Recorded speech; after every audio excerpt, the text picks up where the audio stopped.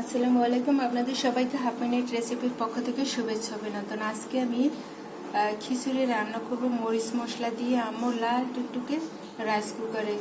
একদম আমি রান্না চাপিয়ে দিয়ে ছাদে যাব, এসে দেখবো সুন্দর হয়ে গেছে। কারণ রাইস কুকারে যে কোনো জিনিস রান্না করলে পড়ে না, পুড়ে গেল সেটা খাওয়ার উপযুক্ত থাকে।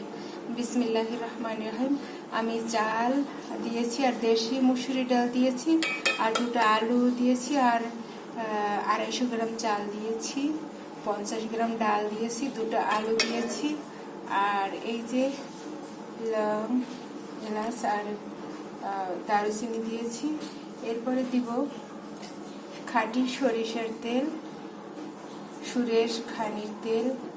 আমার বাবলু সোনা আধা কেজি কিনেছিল। কারণ আমরা একটু আবার তেল কম খাই যেহেতু, যার কারণে একটু তেল কম দিতে হয়।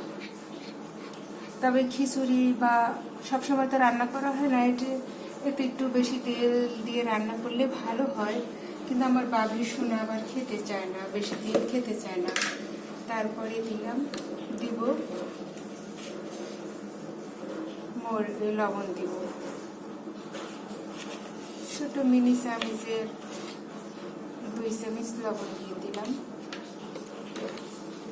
আর মরিচ মশলা যদি থাকে তাহলে রান্না বান্না করতে যে কত সহজ। কারণ হচ্ছে এই মরিচ মশলা আমি সব কিছু দিয়ে রেখেছি, যার কারণে আবার রান্না করতে অনেক সহজ হয়ে যায়। পেঁয়াজ রসুন কিছুই কাটতে হয় না, সব একত্রে আমি ব্লেন্ড করে রাখি, আবার 2-3 দিন যায়। এতটুকু দিয়ে দেব মরিচ মশলা, আর লাগবে না। হয়ে গেল আমার খিচুড়ি চাপানো।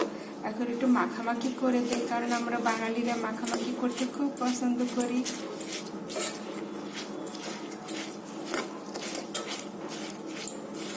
তারপর আমি যেহেতু 1 গ্লাস চাল দিয়েছি, খাবার গ্লাসের 1 গ্লাস চাল দিয়েছি, যার কারণে আমি 2 গ্লাস পানি দেব, যার ফলে খিচুড়িটা খুব ঝরঝরে হবে। 2 গ্লাস পানি দিয়ে, পরিমাণ মতো পানি দিয়ে আমি রাইস কুকারে চাপিয়ে দিলাম। এখন আমি চাপিয়ে দিয়ে ছাদে যাব, ছাদ থেকে এসে দেখবো সুন্দর রাইস কুকারে খিচুড়ি হয়ে গেল। এই যে আম্মুর ছোট্ট মিনি রাইস কুকার, তো সেটাই আমি আর বাবলু সোনা সব সময় রান্না করে খাই, কারণ আমরা দুজনেই খুব অসুস্থ। তো আল্লাহ যদি চায় আমরা সুস্থ হয়ে যাব।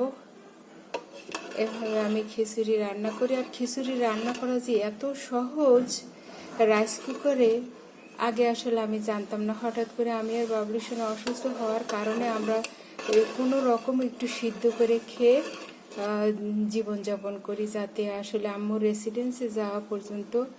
আর ঢাকা শহরে যেহেতু একদম পানিবন্দী ঢাকা শহরের মানুষ, আর সেভাবে গাড়ি চলাচল করে না, যার কারণে আমরা যেতে পারি না। আর এদিকে আমরা যে এলাকায় থাকি সে এলাকায় পানি না উঠলেও আশেপাশে অনেক এলাকায় পানি উঠে গেছে, যার কারণে রাস্তাঘাট একদম পানিতে পরিপূর্ণ হয়ে গেছে। এজন্য আমরা আসলে যেতে পারি না কোথাও। আর আমার বাবলু সোনা তো আজকে ভীষণ অসুস্থ ছিল। তারপর আমি প্রাথমিক যেভাবে একটু চিকিৎসা দিতে হয় সেভাবে দিয়েছি। বাবলুও আমার জন্য প্রাথমিক চিকিৎসা চালিয়ে যাচ্ছে।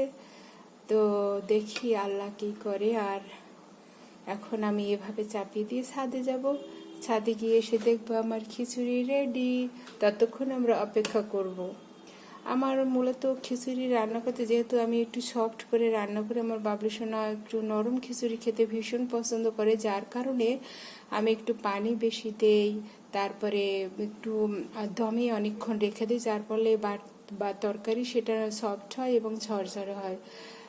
এখন আমি ছাদে গিয়ে আধা ঘন্টা থাকবো, 30 মিনিট পর এসে দেখবো কেমন হয়। অপেক্ষা করি 30 মিনিট।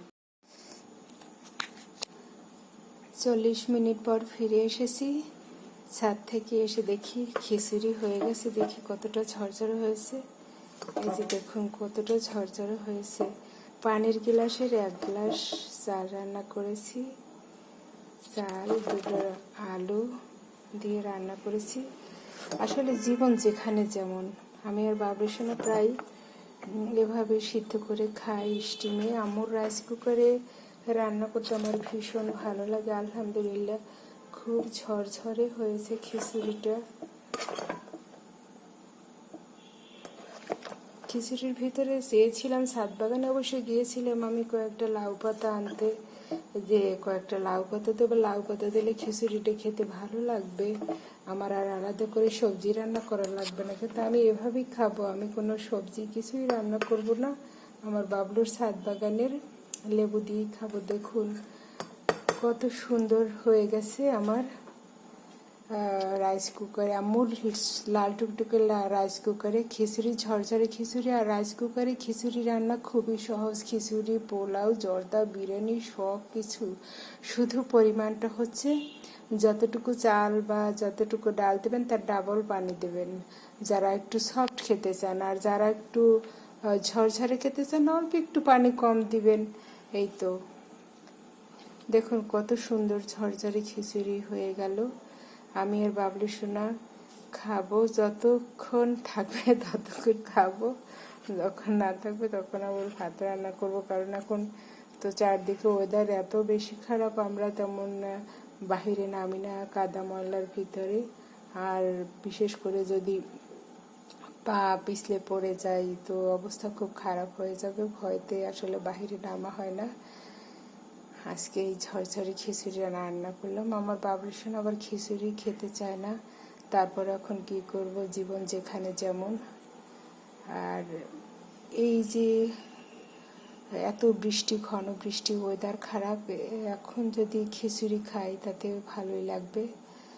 গরমের সময় তো আমরা খিচুড়ি খেতেই পারি না, আর আমরা সবসময় খিচুড়ি খাইও না। আমি মাঝে মাঝে রান্না করলে আমিই খাই, আমার বাবলু সোনা খায় না। এখন পরিস্থিতির শিকার, তাই খেতে হবে। আর তাও তো আল্লাহ আমাদের একটু রান্না করে খাওয়ায়। আর কত মানুষ কত কষ্টে আছে, ঢাকা শহর তো পুরো বুড়িগঙ্গা হয়ে গেছে দেখলাম নিউজে। তারপরে চট্টগ্রাম, রাজশাহী, বিভিন্ন এলাকায় পানিতে প্লাবিত হয়ে গেছে, ঘরবাড়ি প্লাবিত হয়ে গেছে, কত কষ্ট। তাদের জন্য দোয়া করা ছাড়া আর কিছুই নেই, আল্লাহ তাদের রহমত করবে। আর যারা আপনারা ত্রাণ কাজে আছেন তারা প্লিজ